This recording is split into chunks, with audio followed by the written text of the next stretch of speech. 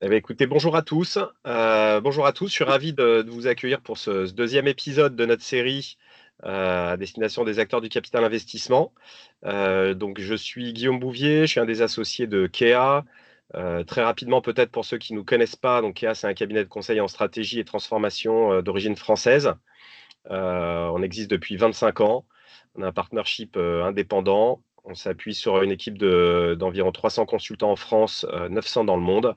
Et on intervient en particulier dans les secteurs de l'industrie, de la santé, des produits de consommation, du retail, des services B2B et du secteur énergie, utilities et construction. Voilà, donc je suis en charge des activités private equity et corporate M&A pour le groupe, des activités qui s'articulent sur l'ensemble du cycle d'investissement. Donc, on intervient sur les stratégies de portefeuille, sur le screening de cibles et sur les études sectorielles un peu pointues. On accompagne bien évidemment les due diligence, que ce soit à l'achat ou à la vente, avec une promesse qui est de combiner un apport d'expertise sectorielle pointu et une connaissance fine du processus private equity. Voilà, on est plutôt fiers d'avoir accompagné une trentaine d'opérations depuis le début de l'année avec à peu près un tiers de VDD. Et on intervient bien évidemment, parce que c'est l'ADN de Kea, sur le design et la mise en œuvre des plans de création de valeur pour vos participations, en s'appuyant sur toutes les compétences du groupe Kea, qui vont de l'efficacité commerciale à la performance des opérations, l'IA et la data, les PMI dans les cadres de build-up, etc. Donc voilà.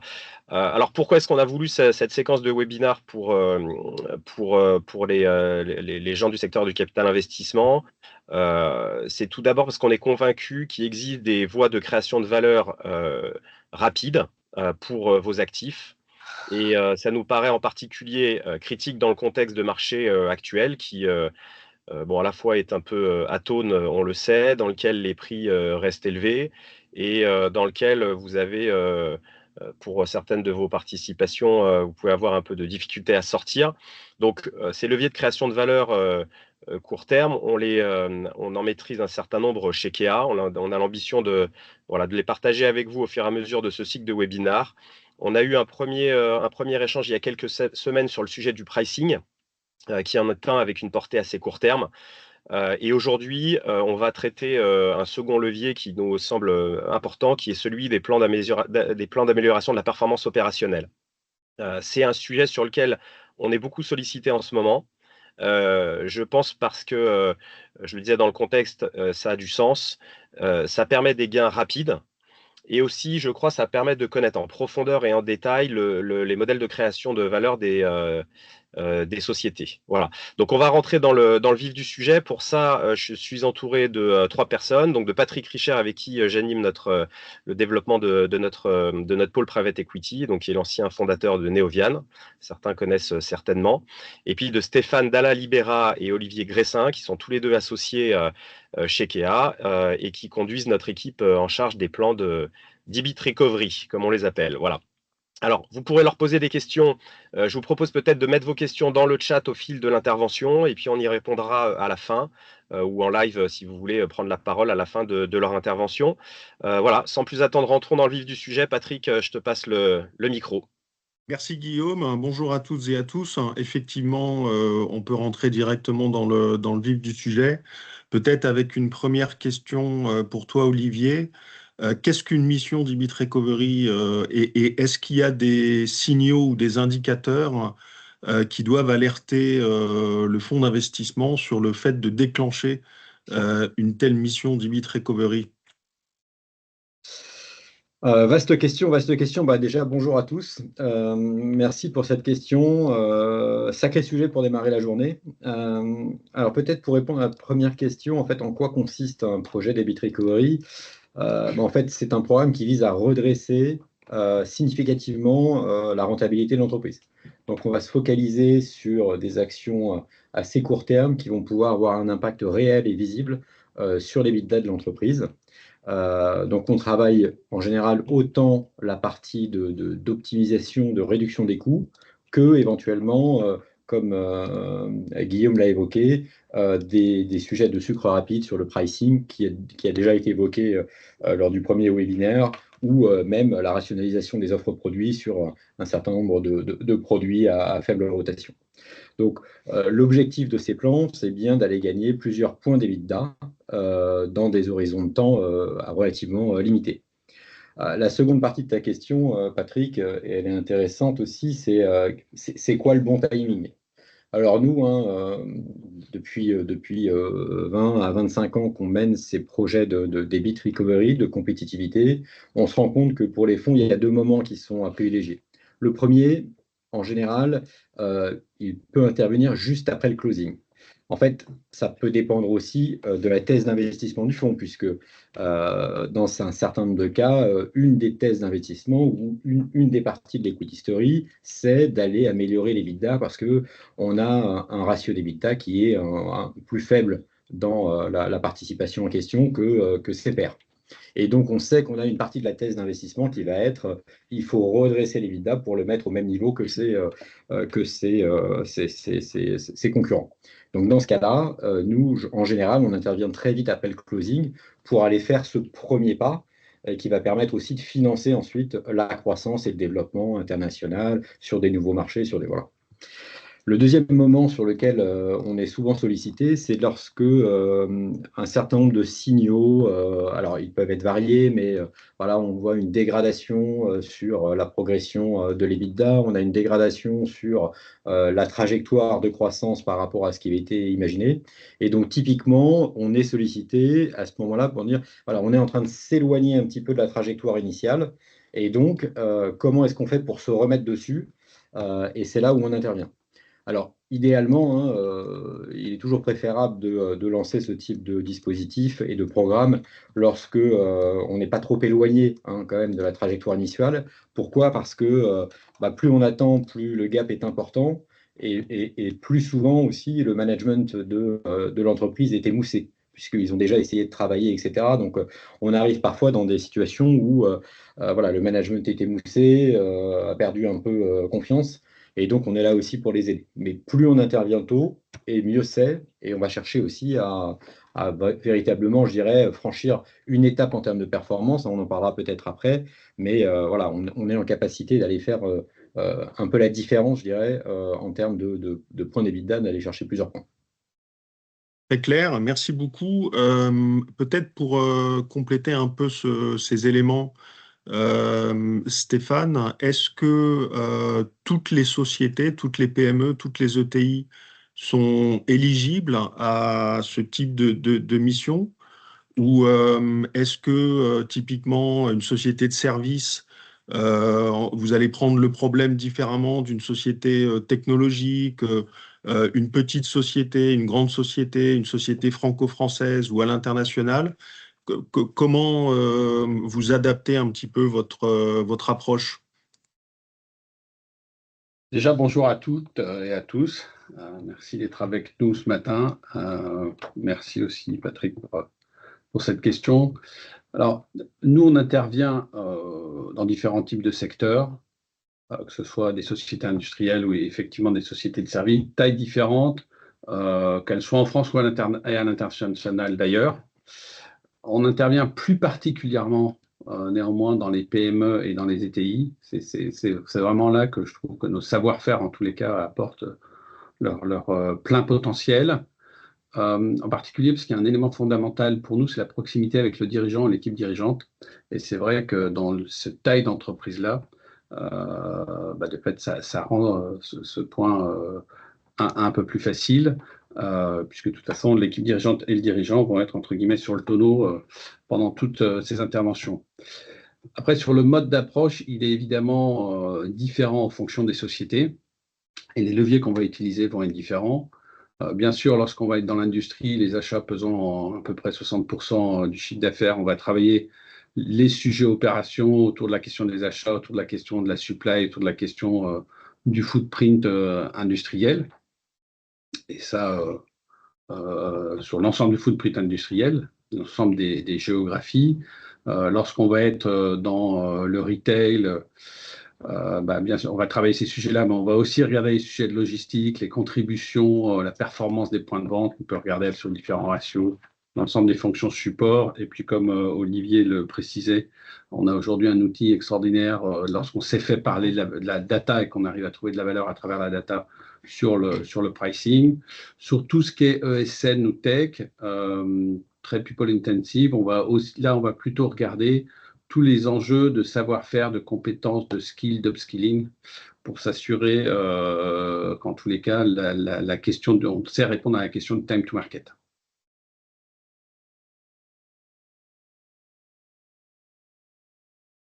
En fait, on ne t'entend plus, Patrick, parce que ton micro est coupé. Pardon, désolé. La question qu'on va se poser, évidemment, c'est combien de temps dure une mission d'EBIT Recovery, combien ça coûte, est-ce qu'on peut espérer avoir le ROI de l'investissement réalisé dans la durée des 5 ans, des 4 ou 5 ans où le fonds détient cette participation? Qu'est-ce que vous pouvez nous dire de votre expérience par rapport à ça, peut-être Olivier? Alors, nous, chez Kea, on a un parti pris qui est assez fort, hein. On est plutôt convaincu que notre accompagnement, il a presque plus de valeur dans la phase aval, c'est-à-dire dans la phase de mise en œuvre, que dans l'identification des axes de performance. Donc, typiquement, nos interventions, en fait, elles vont se concentrer sur la phase d'identification des axes de performance, de gains, etc., mais aussi dans leur mise en œuvre. Puisque notre conviction, c'est que le plus dur, c'est la phase de mise en œuvre. C'est là où il faut changer les habitudes des entreprises. C'est là où il faut faire grandir le management. Et c'est là où aussi où on crée la pérennité de la performance. Donc, typiquement, quand on intervient en général chez nos clients, on est sur des interventions qui vont durer de 12 à 18 mois. Et en fait, on a une proposition de valeur qui est ce qu'on va dire end-to-end, c'est-à-dire que quand on part après 12 mois ou 18 mois, on est capable de retrouver les économies dans le PNL. Et donc ça, c'est vraiment un engagement très fort de notre part. On n'est pas là pour, je dirais, faire de recommandations et attendre que le management mette en place. On va être aux côtés du management pour s'assurer véritablement qu'on va décrocher ces économies et donc transformer l'entreprise. Donc ça, c'est un parti pris important. C'est pour ça que nos interventions durent de 12 à 18 mois. Tout dépend en effet de la taille de l'entreprise, mais ce n'est pas forcément non plus corrélé au montant des économies. Aller chercher 5 millions dans une petite entreprise, ce n'est pas forcément plus simple que d'aller chercher 50 millions dans une beaucoup plus grande.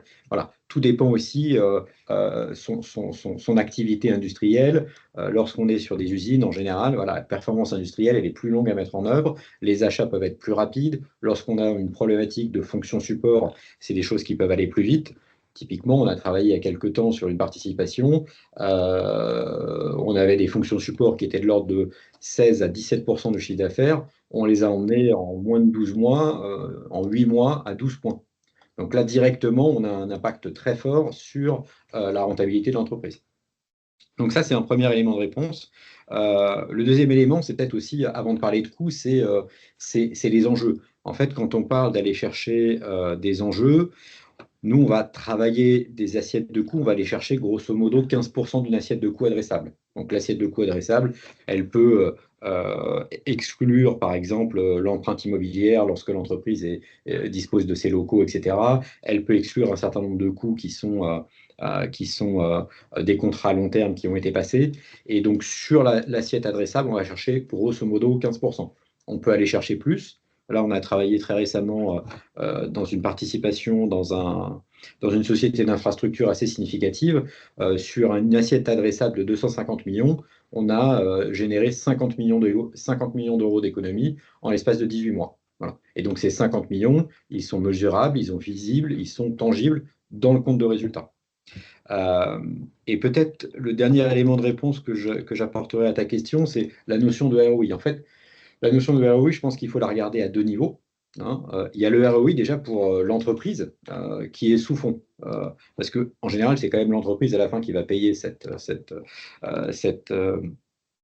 support, cet accompagnement. Et donc, nous, typiquement, on a des ROI, enfin, on est break-even après 6 à 9 mois pour l'entreprise. Donc après 6 à 9 mois, l'entreprise, elle est en cash positif par rapport à l'intervention. Et alors, bien sûr, quand on le regarde au niveau d'un fonds, en fait, le calcul est très différent, puisque quand on va chercher, par exemple, 4 points d'EBITDA, en prenant un multiple, j'en sais rien, à 8, par exemple, bah, tout de suite, la valeur d'entreprise n'est plus la même. Donc, les ROI sont très, très rapides pour un fonds, et il faut en effet s'assurer que on arrive à dégager ces économies avant la fin du cycle d'investissement. Donc, c'est pour ça que, typiquement, lancer une intervention 6 mois avant de sortir, enfin, lorsqu'on cherche à sortir d'une participation, ce n'est pas forcément le meilleur moment. Il faut le faire quand même dans le cours du cycle pour pouvoir en bénéficier en sortie. Très clair. Je pense que tu nous as convaincus sur le bien fondé d'une telle mission et son utilité. Est-ce que peut-être tu peux rentrer un peu dans le détail de concrètement comment se passe une telle mission? Est-ce qu'il y a des phases types, Oui, très bien. Alors oui, en effet. En général, traditionnellement, hein, on a 2 étapes, puisqu'on ne peut pas se lancer dans une transformation quand on n'a pas priorisé des champs d'action. Donc on a souvent une phase qui peut durer, suivant la complexité de l'entreprise, je dirais, entre 2 et 3 mois. C'est une phase dans laquelle on va identifier, on va évaluer et on va prioriser les axes de performance les plus importants. Ce qui est important, c'est de se focaliser, non pas sur 50 chantiers, parce que là, on se disperse, on s'épuise, mais sur les 5 ou les 8 qui sont primordiaux pour redresser la rentabilité. Pour ce faire, en fait, nos équipes, on a des équipes qui sont dédiées à ça, elles vont vraiment s'immerger en fait dans l'entreprise. Elles vont passer du temps sur l'ensemble des métiers, l'ensemble de la chaîne de valeur, depuis regarder comment les équipes de R&D fonctionnent, est-ce qu'ils ont trop de projets, pas assez de projets, est-ce qu'ils sont diffus, concentrés, etc. On va avoir un regard particulier sur tout ce qui va être le management, l'agilité de l'entreprise, est-ce qu'on arrive à prendre des décisions rapidement ou pas, ou est-ce que tout ça, ça ralentit le time to market? On va regarder la performance industrielle quand on est dans un enjeu industriel, on va regarder les opérations lorsqu'on est dans une entreprise qui a des opérations, je pense logistiques, comme Stéphane le rappelait. On va avoir un regard aussi très, très pointu sur la partie fonction support, hein, le poids, ça en général, c'est un sujet qu'on peut régler assez rapidement et donc dégager les marges de manœuvre.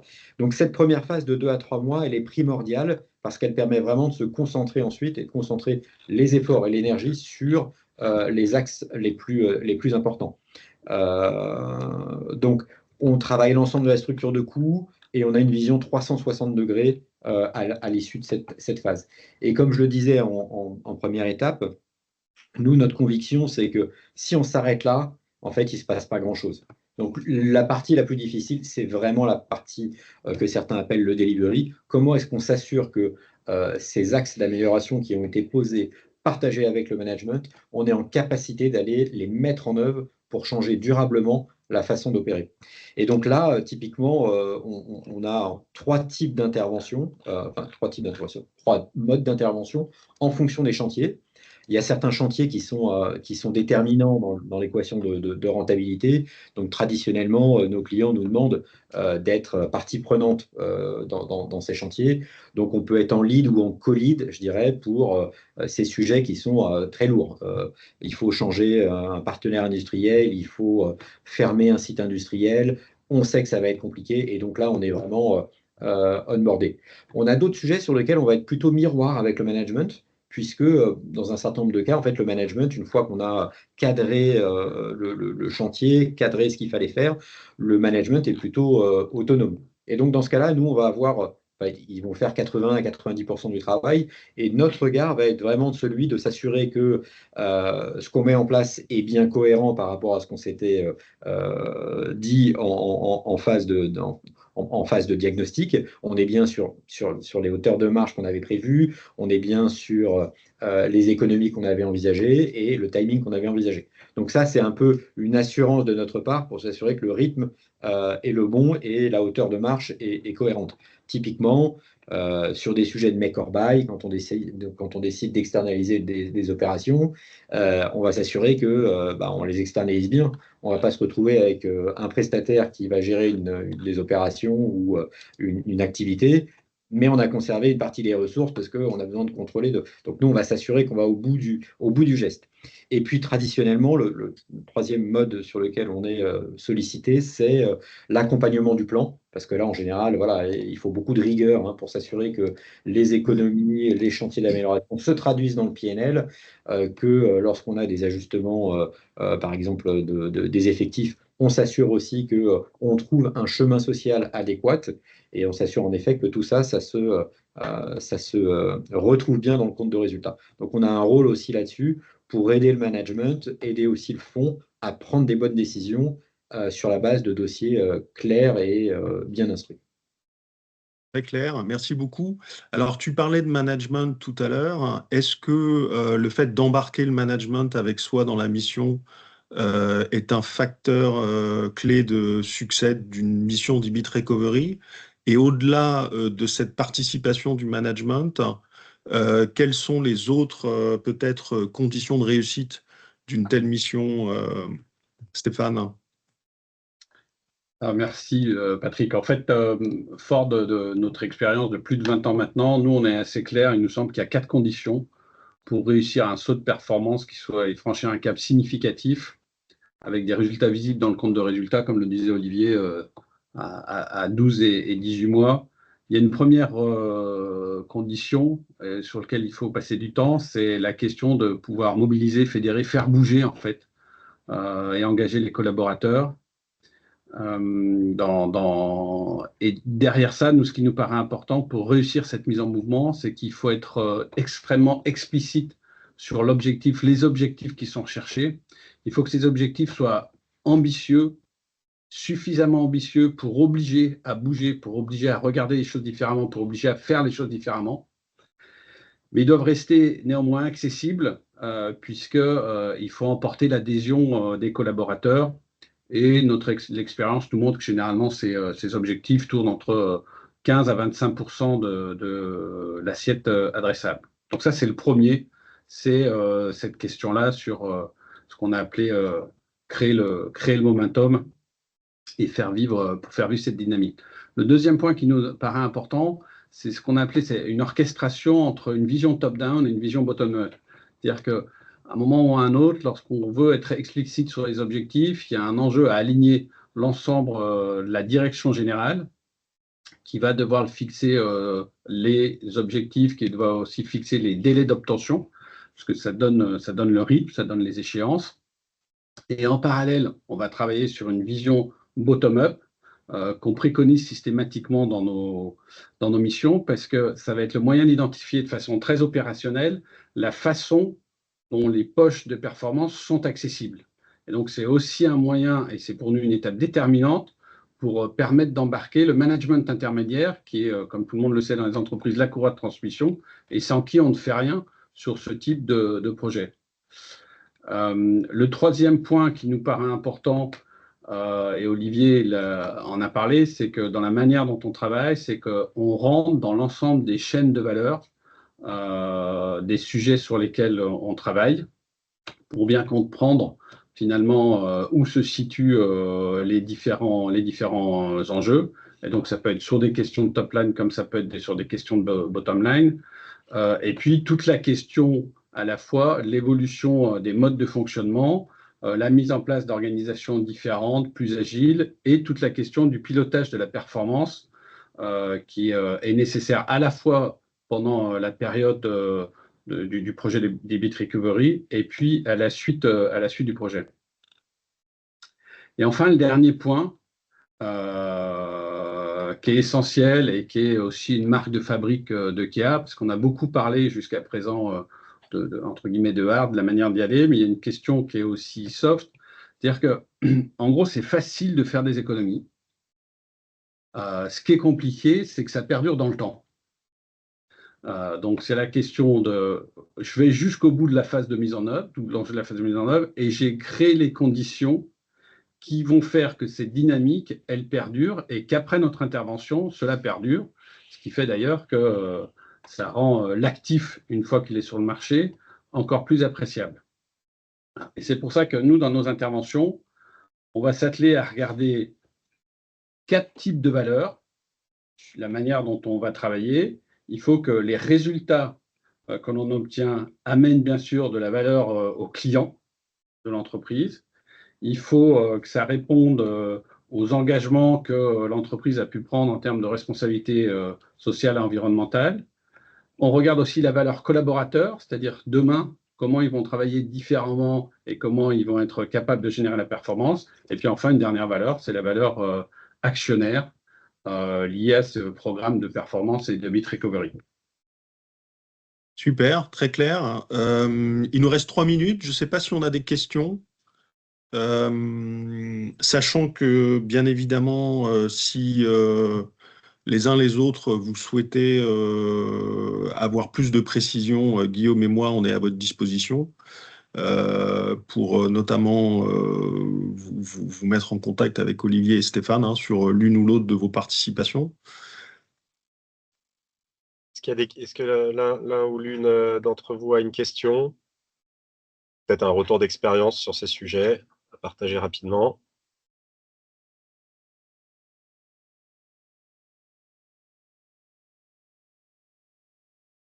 Bon, pas particulièrement. Vous avez été trop bon, tout était clair et c'était limpide.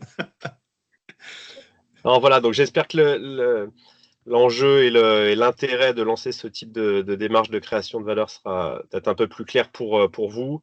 On vous enverra un lien avec le replay si vous voulez le partager un peu autour de vous. Et puis on vous enverra également le lien de l'échange sur le sujet du pricing si vous n'aviez pas pu être présent. Sur les prochains épisodes, en fait, on a l'ambition d'alterner entre des sujets qui sont plutôt leviers de création de valeur et sujets d'expertise et d'insight sectoriels, en s'appuyant sur nos practices sectorielles. Donc, on organisera certainement des échanges sur les secteurs pour lesquels les enjeux nous semblent particulièrement forts pour le private equity sur les 4-5 prochaines années. Donc, on a en tête la santé, on a en tête la tech et l'IA, et on a en tête également probablement quelque chose autour des services à l'industrie. Voilà, donc on vous remettra dans la boucle pour tout ça.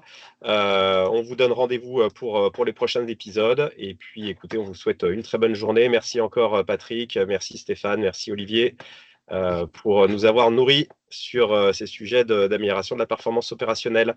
Je vous souhaite une très bonne journée à tous. À très bientôt. Bonne journée, au revoir.